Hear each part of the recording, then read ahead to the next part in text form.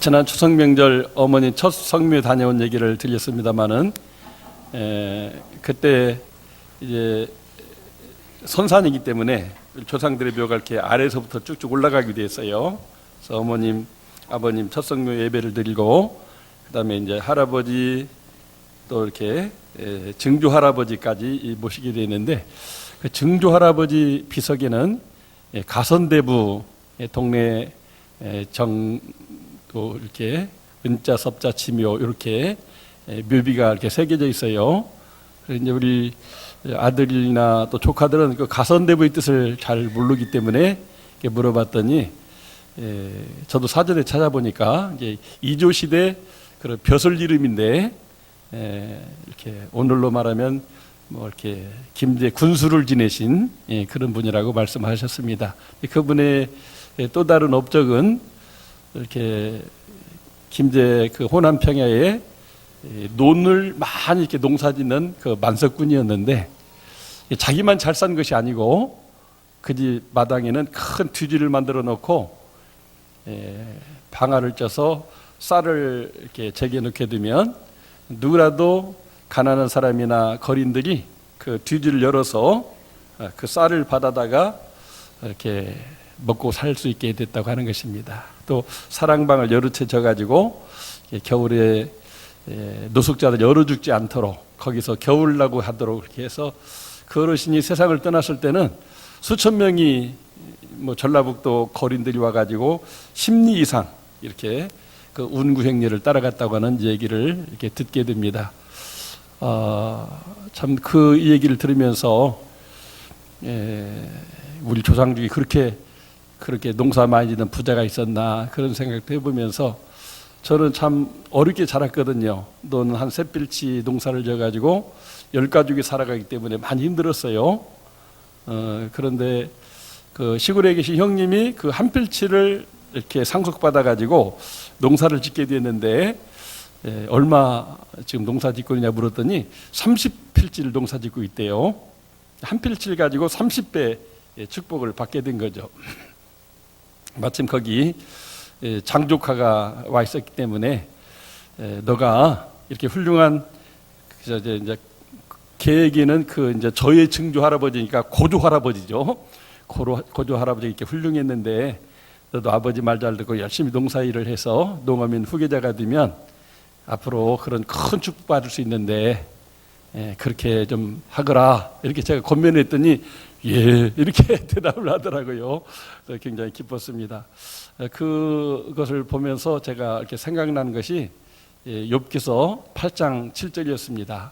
내 시작은 미약하였으나 내 나중은 심히 장대하리라. 정말 이 말씀은 우리 믿는 사람들에게도 하나님의 약속이지만 믿지 않는 사람들에게도 그대로 적용되는 진리인 것을 봅니다. 사람은 누구나 다 약하게 적게 부족한 가운데서 시작되지만 어떤 사람은 나중에 이렇게 창대하게 된다고 하는 것입니다. 이 시간에 한번 전우자로 인사하십시다. 창대하게 되는 복을 받으시기 바랍니다. 한번 짚고 계시면 좋겠습니다. 여러분 모두 위층에 계신 분도 창대하게 되는 복을 받으시기 바랍니다. 오늘 읽은 성경에 나오는 주인공이 신앙의 사람 갈렙인데 갈렙은 정말 창대하게 된 사람이라고 할 수가 있어요. 그가 이제 여호수아를 도와서 가나안 땅을 이렇게 정복하는데 성공을 하고 이제 그 각 지파별로 이렇게 제비 뽑아서 땅을 정하게 되었어요. 그래서 제일로 뭐 북쪽에 아셀 납달리부터 해가지고 쭉 요단 동편에는 르우벤 갓 므낫세 반지파, 그리고 제일 아래쪽에는 유다 지파가 있고 그 안에 시몬 지파가 있는 이런 12지파의 그런 땅 분배가 있었는데 이 갈렙이 예위로 개인적으로 여호수아를 찾아와 가지고 나에게는 특별하게 좀 대우를 해달라 이런 요청을 하는 거예요. 그것이 뭐냐면 지금 이 산지 헤브론이라고 하는 이 산지를 나에게 이렇게 할당해달라 이렇게 요청을 하는 것입니다. 어떻게 이렇게 특별 대우를 요청할 수가 있습니까? 참 그것은 다른 사람들이 볼 때는 좀 이렇게 불공평한 그런 요청이고, 아이고 저 영감 욕심이 되게 많네, 욕먹을 일이라고 보아집니다.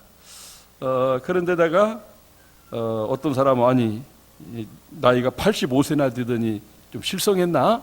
아니 제비 뽑아서 나눠주니까 그냥 나눠주는 땅에 가서 살면 되지, 뭐 이 땅은 내 거다 나에게 달라 막 이렇게 말하는가, 정신이 좀 이상해졌나 봐, 이렇게 생각하는 사람도 있을 것 같습니다. 근데 여호수아와 또 하나님 입장에서도 좀 이상하게 생각했을 것 같습니다. 왜냐하면 그 이 산지라고 말하는 헤브론 땅은 아직 정복이 안 된 땅입니다. 왜 정복을 못했느냐? 거기 큰 성읍이 지어져 있고 그 속에 있으니까 어떻게 그 공략할 방법이 없어요. 그런데다 거기는 안악자손 거인족이 살고 있어서 힘이 장사들이라 담으로 미루는 땅이거든요. 근데 그 땅을 나한테 이렇게 주면 나와 내 유다 지파 가서 그 땅을 점령해 가지고 그 땅을 내가 차지하고 내 자손들에게 물려주고 싶다고 이렇게 얘기를 하니까, 여호수아는 아니 정복한 땅도 아니고 아직 그 속에 살아가고 있는 그 안악자손들인데 그걸 달라고 하니까 좀 이상하게 생각했을 것 같습니다. 아마 더 좋은 땅 달라고 해도 뭐 떼주어야 될 그런 입장인데 정복하지 않은 땅을 달라고 하니까 줄 수밖에 없었죠. 그러나 다른 사람들이 생각할 때는 아무리 좋은 일을 많이 했지만 그런 요구하는 것이 좀 지나치면 탈이 날 수 있다 하는 그런 생각이 들었을 것으로 여겨집니다. 그런데 결론적으로 보면 하나님께서는 여호수아로 하여금 이 산지를 갈렙에게 이렇게 허락해 주었어요. 그래서 오늘 13절에 나오는데 그 이유가 뭘까를 보게 되면은 갈렙이 하나님을 내 하나님이라고 고백하면서 여호와께 충성했기 때문이라고 말씀하고 있습니다. 그 제 얘기가 아니고 오늘 여기 성경에 9절을 같이 한번 읽어볼 필요가 있겠습니다. 9절 같이 읽어보죠. 그날에 모세가 맹세하여 이르되 내가 내 하나님 여호와께 충성하였은즉 내 발로 밟는 땅은 영원히 너와 네 자손의 기업이 되리라 하였나이다. 이미 모세가 가나안 땅을 정탐하는 갈렙이 성실하게 보고하고 하나님이 함께하면 이 땅을 우리가 정복할 수 있다고 주장하니까 너희 입에서 나온 말대로 그렇게 되라고 모세를 통해서 약속을 주셨기 때문에 그 약속대로 하나님도 여호수아도 그 땅을 갈렙이 차지하도록 허락했다고 하는 것을 보게 되는 것입니다. 정말 이 말씀의 배경을 민수기 14장으로 가야 알게 되는데 거기 12명의 정탐꾼이 40일 동안 그 가나안 땅 남부 지역을 이렇게 정탐을 했어요. 그리고 그 땅에서는 어떤 식물이 나는가 좀 증거도 가져오라고 그랬는데 이렇게 막 두 사람이 큰 포도를 이렇게 메고 왔다고 그랬어요. 땅이 비옥해서 농사도 잘 되고 포도가 생산이 잘 되나. 그러니까 너무나 좋은 거 아닙니까? 근데 문제는 12명 중에 10명이 그 땅을 올라가서 정복할 수 없다고 얘기하는 거예요. 왜? 그 이유가 있었어요. 원주민이 강합니다. 성읍이 너무 견고합니다. 그리고 안악자손이 거기 살고 있습니다. 안악자손은 그런 거인족이 살고 있다 그 말이죠. 그리고 숫자도 그들이 더 많습니다.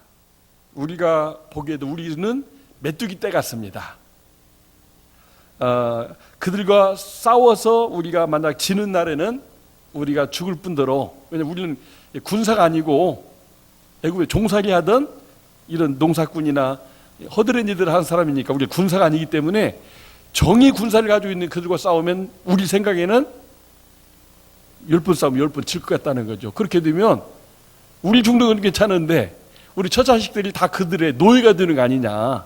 그러니까 우리는 그 땅에 올라가서 그 땅을 취할 수 없다 이렇게 말하니까 모든 이스라엘 백성들 200만 명이 막 들고 일어나는 거예요. 아니 어떻게 그렇게 무서운 사람들이 사는 곳에 우리를 끌어들여서 다 죽게 하려고 하느냐. 못 간다. 그래도 하나님의 명령이니까 가야 된다고 하니까 우리 모세, 아론, 여호수아, 갈렙 다 죽이고 새로운 장관을 하나 세워가지고 다시 애굽으로 가서 종살이하는 게 낫다. 막 이런 반대 운동이 막 엄청나게 일어나게 됩니다. 그리고 실제 막 모세와 아론 거기에 가면 우리가 이길 수 있다고 말하는 사람들을 때려 죽이고 자 하는 그런 사람들이 생겨났어요. 하나님의 영광이 나타나서 막았기 때문에 망정이지 큰일 날 뻔했습니다. 결국 이제 그들이 그렇게 백성들이 올라갈 수 없다, 그 땅을 정복할 수 없다고 하니까 하나님께서는 그러면 이제 광야로 가라 해서 시내산 또 파란 광야, 미디안 광야를 거치면서 40년 동안을 지나는 중에 그 믿음 없는 소리, 또 성실하지 않는 보고, 그리고 하나님이 함께하는데도 하나님 없이 자기 힘으로 뭘 하려고 했던 이런 사람들이 다 죽었어요. 그런데 이 여호수아 갈렙만 살아남아서 이 이스라엘 백성들을 출애굽 2세대를 이끌고 가나안 땅의 진격에서 마침내 남부 연합군을 이기고 북부 연합군을 이기고 가나안 땅을 정복하게 된 것입니다. 할렐루야. 하나님이 함께하니까 40년 전에 이렇게 됐을 수 있는 일을 하나님이 도와주지 않는다, 우리 힘으로 해야 된다 이렇게 생각하니까 그들은 다 그렇게 실패하고 모래사막에 묻히는 그런 불쌍한 인생들이 됐던 거죠. 바로 이렇게 하나님은 어떤 분인가 하면 여호수아와 갈렙처럼 하나님이 함께하면 할 수 있다. 아멘이시죠? 그리고 하나님은 내 하나님이다. 모세 하나님이 내 하나님이고 모세와 내 하나님은 아브라함과 이삭과 야곱의 살아계신 하나님이다. 그분이 주신다고 약속했으면 그 약속 붙잡고 가면은 반드시 성공된다. 이런 전능하신 하나님을 믿는 그런 믿음으로 살아가는 사람들의 하나님이시고 또 그 사람들과 함께해서 하나님이 이렇게 놀라운 어떤 기적을 일으켜준다고 하는 것을 보게 되는 것입니다. 이 말씀은 오늘 우리에게 하나님 주시는 목적이 뭐겠어요? 바로 우리도 이런 갈렙과 같은 신앙을 가지고 살아야 우리도 나에게 주신 하나님이 주시는 이 산지를 우리가 차지할 수가 있다고 하는 말입니다. 우리 모두 갈렙과 같은 믿음을 가져서 이런 놀라운 역사 이루기를 바랍니다. 그런데 우리는 이 갈렙 정신이 곧 예수님의 정신인 것을 보게 됩니다. 예수님은 어떤 출신이에요? 요셉과 마리아의 아들인데 태어날 때도 불행하게 태어나가지고 마구간에서 태어났어요.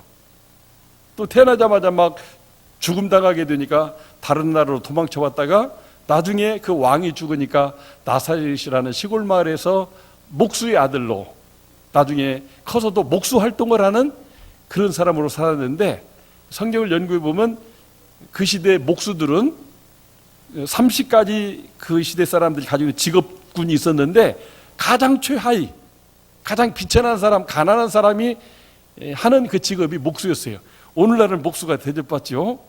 좋은 목수는 하루에 일당이 30만 원 받는 분도 계시대요. 그러니까 아주 최고 좋은 기술자죠. 옛날에는 그 목수해가지고 그냥 밥 먹고 살기가 힘들었다 그 말이죠.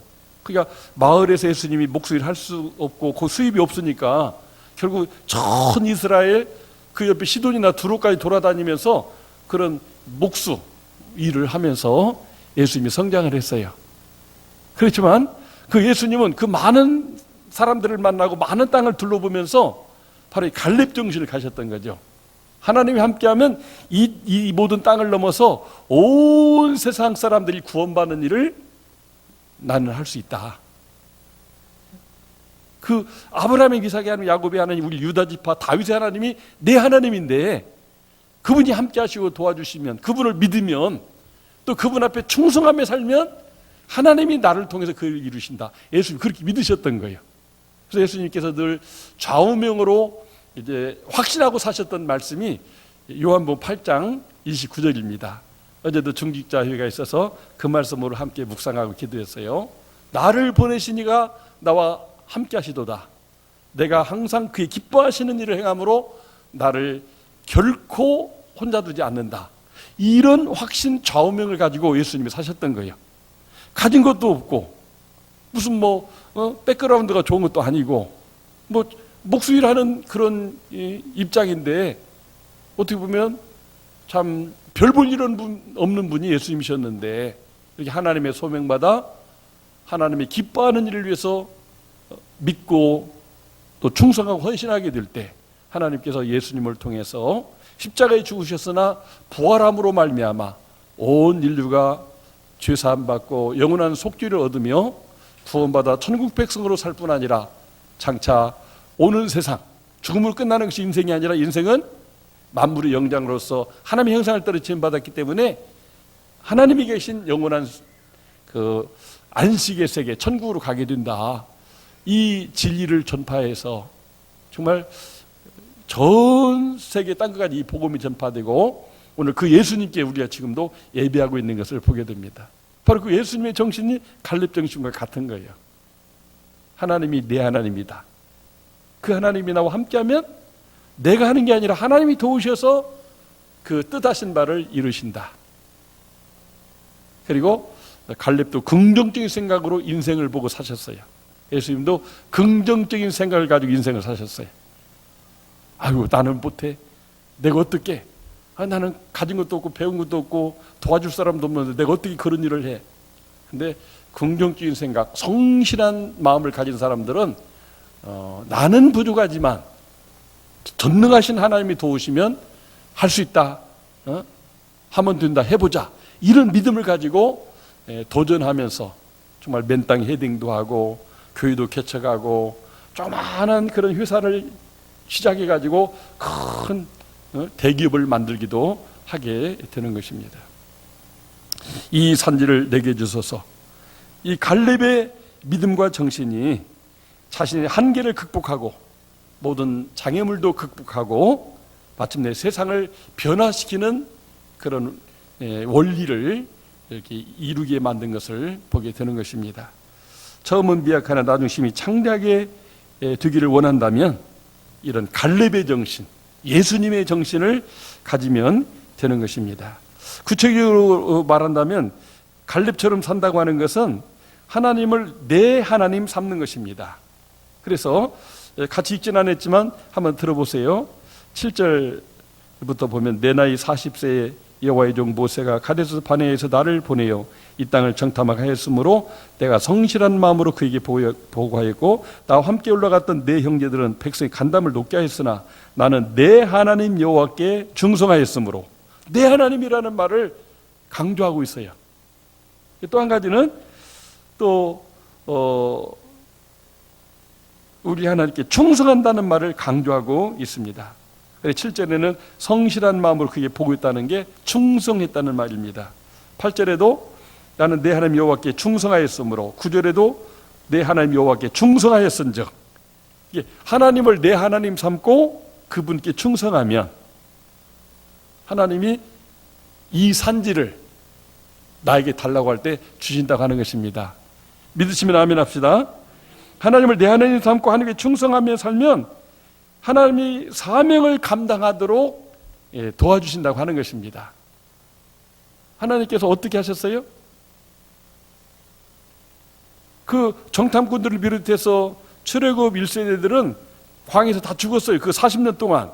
근데 지금 여기 성경에 보니까 유다 지파 그니스에 이렇게 속한 그 여분네 아들 갈렙은 85세로 돼. 40년 전 그때나 지금이나 체력이 동일하다는 거죠. 다 죽었는데 나를 생존하였고, 그러니까 나를 생존하게 하신 분이 하나님이고 지금 85세인데도 이렇게 백전노장으로서 이 나라, 이 땅을 정복해서 하나님 나라로 만들게 하신 분이 하나님이라는 거죠. 이렇게 하나님께 충성할 때 하나님은 생명도 보호하시고 건강하게 하시고 또 불가능을 가능하게 하는 축복의 통로로 쓰신다는 것을 보게 되는 것입니다. 어디 그뿐입니까? 마침내 그가 꿈에도 생각하는 그런 꿈꾸던 일, 현실로 이루어지게 된 것입니다. 이 산지를 지금 내게 주소서 할 때 13절 말씀에 뭐라고 여호수아가 대답합니까? 한번 읽어보겠습니다. 13절 같이 시작. 여호수아가 여분네 아들 갈렙을 위하여 축복하고 헤브론을 그에게 주어 기업을 삼게 하매. 이 산지를 내게 지금 달라고 하니까 지금 허락된 것을 보게 됩니다. 정말 자기가 40년 동안 꿈꿨던 거예요. 그 큰 포도송이가 막 주렁주렁 열리는 이 땅, 잘 먹고 잘 살아서 막 다 거인인 이 땅, 그리고 막 성을 쌓아서 난공불락 유세 속에 살아간 이 사람들, 이 땅을 차지해서 나는 살고 싶다, 내 자손들에게 물려주고 싶다. 그 꿈과 소망과 비전을 이렇게 하나님이 여호수아를 통해서 허락하게 해서 그 땅을 정복하게 하는 것을 보게 됩니다. 이제 이렇게 여호수아가 허락을 받고 어떻게 했습니까? 자, 유다 지파가 나머지 11지파는 빠지고 유다 지파가 단독으로 그 헤브론 땅을, 그 거인들이 사는 땅을 공격할 때 이렇게 많은 사람이 걱정하지 않겠어요? 앞서가게 되면 화살 맞아 죽을 수 있습니다. 그러니까 앞서지 마시고 다른 젊은 사람을 내어서 싸웁시다. 그럴 때 갈렙이 그렇게 제안해요. 갈렙에게는 아들이 없고 딸만 있었어요. 선봉에 서서 이 헤브론을 점령하는 장수에게는 내 딸을 주고 사유를 삼겠다. 그리고 그 땅도 아들이 없으니까 그 사람이 물려주겠다 하니까 온일이라는 사람이 딱 나서가 내가 하겠습니다. 선봉에 서서 믿음으로 싸우니까 하나님이 승리하게 하니까 승리하게 된 거예요. 그리고 그 사람은 갈렙에게 사위가 될 뿐만 아니라 그 딸에게 장가들고 가장 좋은 샘이 2개나 막 물이 솟아나는 그런 땅을 분배받아 가지고 거기서 그 자손들이 살아가게 되는데, 여호수아가 죽고 나서 그 이스라엘 백성을 통솔하는 최고 지도자가 바로 이 온니엘, 최초의 사사가 된 것을 보게 됩니다. 할렐루야. 하나님께서 그 갈렙의 믿음대로, 꿈대로, 기도대로 다 이루어졌다고 하는 것을 보게 됩니다. 이번 우리 대한예수 장로교회 통합적 총회가 포항 기쁨의 교회에서 열렸어요. 저는 많이 기도하고 좀 주시했습니다. 왜냐하면 많은 이슈들이 있지만은 그 명성교회 문제가 걸려 있는데, 바로 이 세습이라고 하는 법을 만들어 가지고 명성교회 목사님 아들이 뒤를 이어서 목사하는데 쫓아내고 다른 분이 와야 된다. 다른 분 누군가는 지금 다 눈독을 들이고 저 목사 아들 이제 쫓겨나면 내가 가야지, 이런 다 욕심을 가지고 있지 않겠어요? 근데 그 없는 법을 만든 사람들이 있어요. 주동자들이. 그 최초 그 법을 발의한 사람이 장로의 신학대학교 교수하다가 세문안교회를 목했던 이모 목사님이십니다. 그분이 막 그런 주장을 해가지고 그런 법을 만들었어요. 그랬는데 결국 그 법 때문에 결국은 목사님은 자기 아들로 승계하지 못하고 이렇게 하남시에다가 새노래 명성교회를 개척해서 아들을 거기 보냈어요. 세습을 한 게 아니 원래는. 근데 그 문제에 대해서 이제 법적인 법을 만들었는데 그 법을 해석하는 데서 문제가 발생했어요. 그 문제에 대해서 교회 측에서 이의를 제기하니까 그 헌법위원회에서 해석을 했는데, 은퇴하는 목사의 직계 존속이나 직계 비존속도 다 그 목사님이 뒤를 이어서 목회를 하게 되면 이게 세습이다. 지금 은퇴하는 목사님이 해당된다는 거죠. 그런데 목사님이 이미 은퇴를 한 지 몇 년이 돼 있는 상태이기 때문에 헌법위원회가 그 교회를 지키려고 하는 마음으로 그냥 지금 은퇴하면서 물려주는 거는 문제지만 여기는 벌써 몇 년 지났다니까 그냥 허락해도 되지 않느냐, 이렇게 해석을 하고 거기에 근거해서 재판국원들이 재판을 하니까 총회에서 많은 분들이 화가 났어요. 그 해석이 뭐가 맞느냐 이렇게 막 서로 갑론을박하다가 이거는 교회가 불법을 저지른 것이고 헌법해석위원회와 또 재판국이 잘못한 거다 해서 거기서 이거 우리 투표하자 해서 헌법위원 15명, 재판국 15명을 다 쫓아내버렸어요. 불법했다 이런 식으로. 아니 우리나라 법에도 국가의 중요한 문제를 헌법위원회가 판단하는데 헌법위원회를 해산을 해버리고 대법원을 해산해버리면 어떻게 하면 돼, 이게? 우리 총회가 그렇게 한 거예요. 어떻게 보면 총회 자체가 이상한 법을 만들어서 해석상의 문제가 있다고 논란이 되니까 이거 자체를 또 이제 이런 식으로 하게 된 거예요. 그러니까 이게 지금 막 너무나 어려운 문제가 되고, 그래서 이번 그 작년 총회장이 아무래도 이 문제는 특별 수습위원을 세워가지고 이 문제를 해결해야 되겠다. 그래서 그 수습위원들이 이미 그런 해석상의 문제 차이로 어림당한 30명의 목사도 있지만 지금 이 교회가 잘못했다가는 큰일 나니까 우리가 치유하고 화해하고 용서하는 공동체가 교회인데 우리가 막 이렇게 막 무조건 이렇게 해서 끝나지 않는 이런 싸움을 계속해가지고 진득한 맛을 만들어서 총리도 욕먹고 교회도 욕먹고 한국교회 다 망하면 되겠느냐. 실제 그런 일이 있고 나서 우리 교단이 계속 줄어드는데 285만 명을 정점으로 255만 명으로 몇 년 새 줄었습니다. 1년에 한 10만 명 이상씩 교인이 지금 줄고 있는 거예요. 그런 원인이 결국 이런 없는 법을 만들어가지고 막 이게 맞다 저게 맞다 막 싸우고 하니까 어려운 거예요. 명성교회 자체 출석교인이 10만 명 가까웠는데 교인들이 다 흩어지게 되고 힘이 없어지게 되는 거죠. 그랬을 때 수습위원장은 그 김상환 목사님이 잘못한 것이 많기 때문에 총대들 1,500명 앞에 가서 사과를 해라. 잘못했지 않느냐. 그러니까 잘못한 것이 맞다. 뭐 교회를 지키려고 자기 입장을 주장했지만 그것이 총대들이나 한국교회나 사회에 많은 아픔을 줬으니까 사과를 해야 된다 해서 그분이 이런 사과를 했어요. 저는 잘못했습니다. 그러나 교회를 지키려고 그렇게 한 것뿐입니다.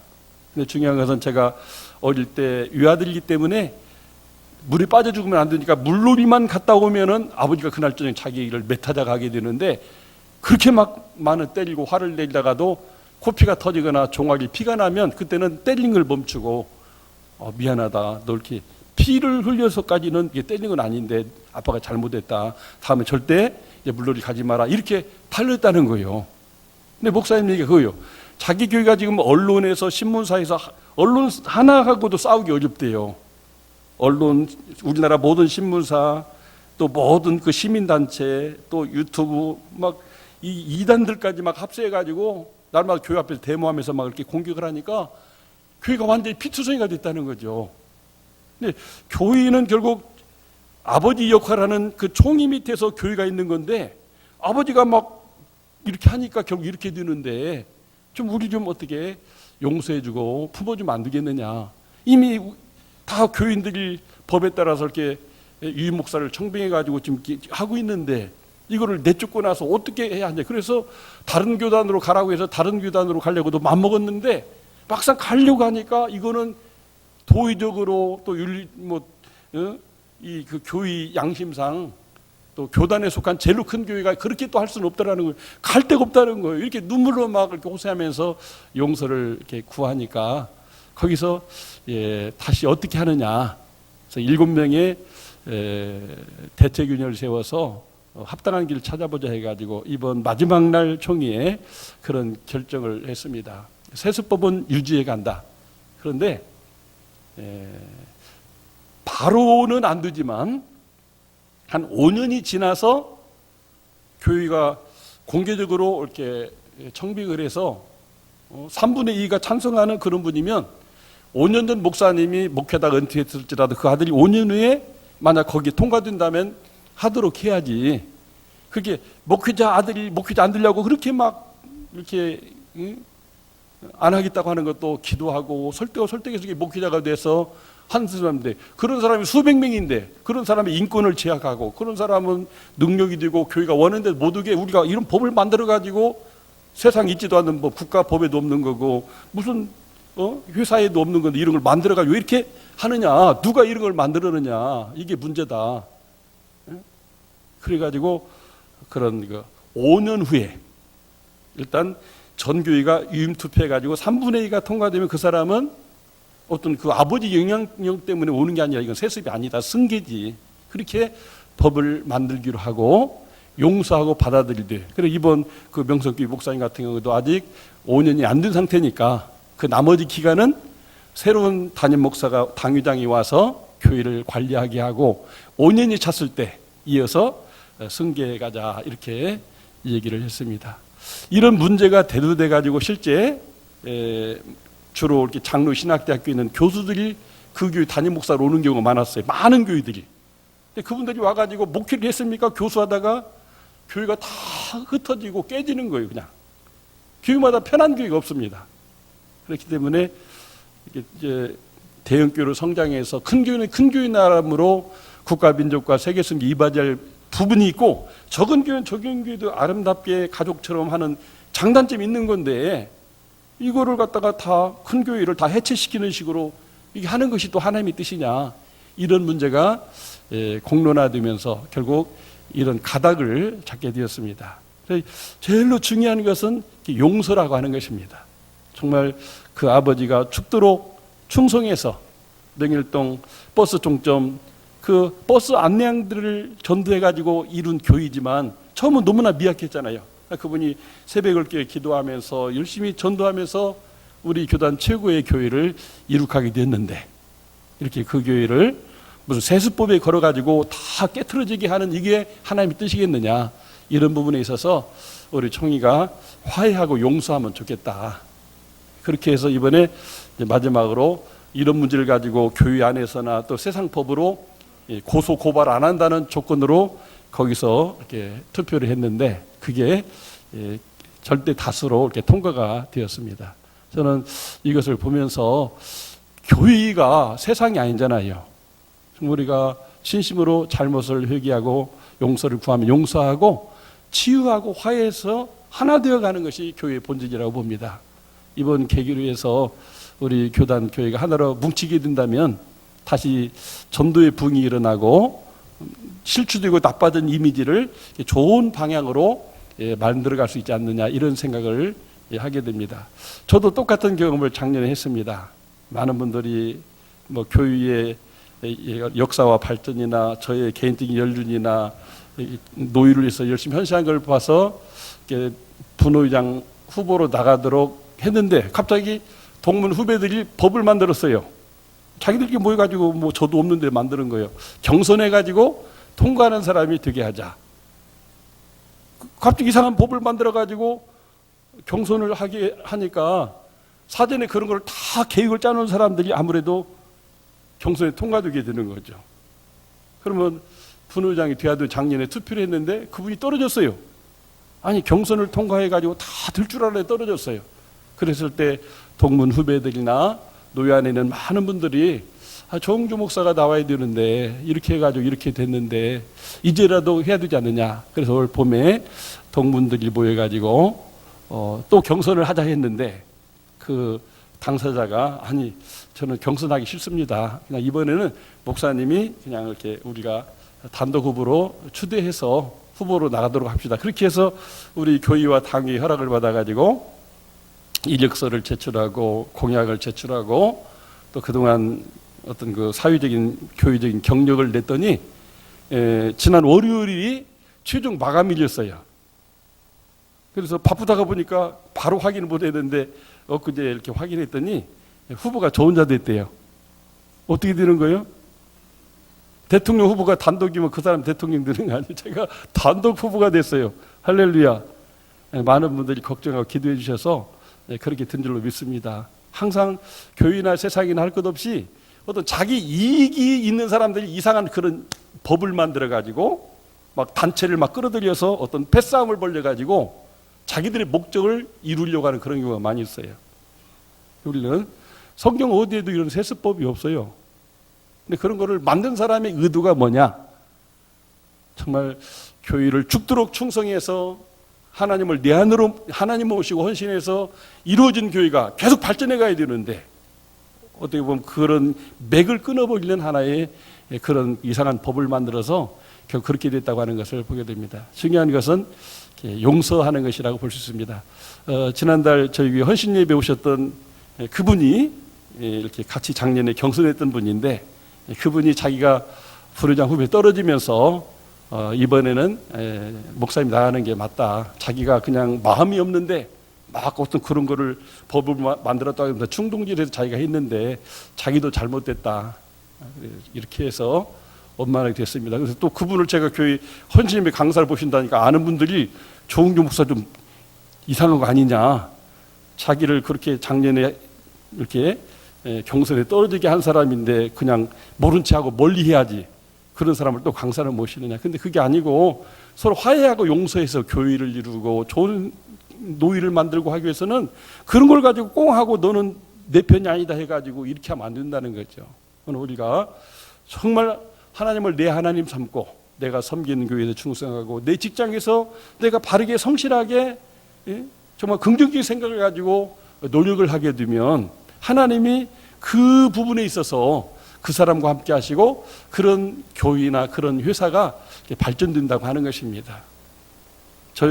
이렇게 개인적인 얘기겠지만 우리 교회 장로님 중에도 정말 우리 교회 비전이 30가정의 선교사를 파송하는 일인데 평생을 기도해 왔는데 선교사 가정이 4가정까지는 파송됐는데 더 파송이 안 되니까 내가 한번 선교사를 해야 되겠다. 그래서 지금 은퇴할 때가 되셨는데 이렇게 외국인들에게 한글 가르치는 자격증을 얻어가지고 최근 코이카라고 하는 단체에다 응시를 했는데 1차, 2차, 3차 다 합격이 됐대요. 할렐루야.